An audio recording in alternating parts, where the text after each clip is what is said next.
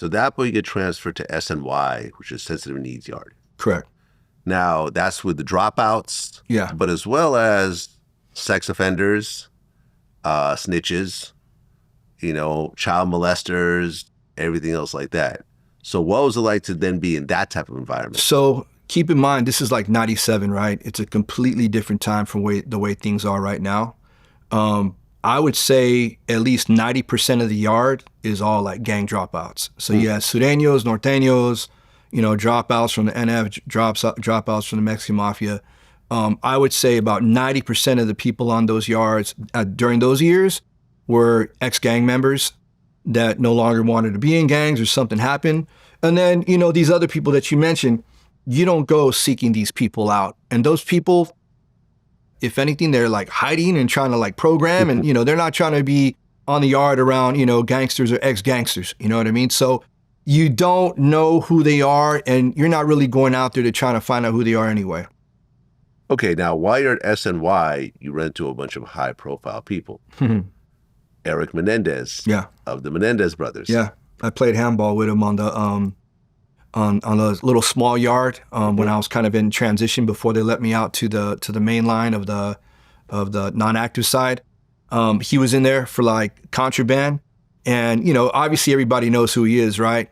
And he was just very, very low key, very quiet during those years. And they put you on a yard with everybody. So I'm on the yard now, a little small yard with like ex-Sureños, whites, blacks, celebrities. And they put us all together to see if we're going to fight each other or if we're just going to, chill and do our time. So when I was on a yard with him, we were already mixed and we were all people that are like moving away from the active side. So there is nothing going on between us.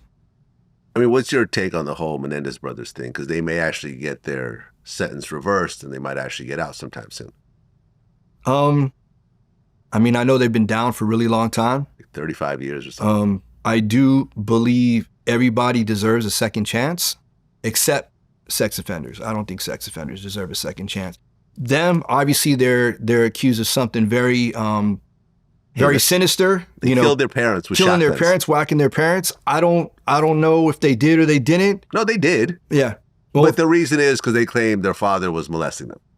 And I still believe everybody deserves a second chance because I think as a human, people change, they evolve, they mature, and hopefully at this stage in their life, maybe they're completely different people from when they were, 20 years old. Because I know me, I'm a completely different person now from when I was 20 years old. Well, you also ran into Charles Manson.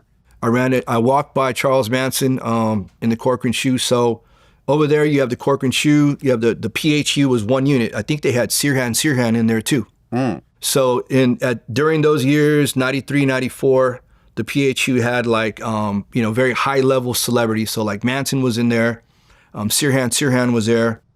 And, but we all go to the same visiting rooms, right? Behind glass, but they cuff us up. So it's not like, I can walk by and tap him in the side of his head or anything like that. We're all cuffed up and they walk us to visits like this, like with ankle chains, belly chains, and they escort us. So I'm being escorted from a visit and he was going to a visit and I literally walked right by him. And this is like 94.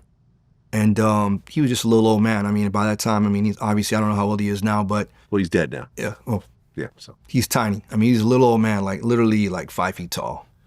Right. And Richard Ramirez, a.k.a. the Night Stalker, was also there. This guy was a real lunatic. He was in 850 Bryant when I was there, when I was in San Francisco in the county jail. Oh. So this is way back in 92. He killed somebody up in the Bay. He killed somebody up in San Francisco. So when they charged him with everything in L.A., they had to take him back to San Francisco to face charges over there as well. And so he was in the county jail in 92, 93 up in San Francisco.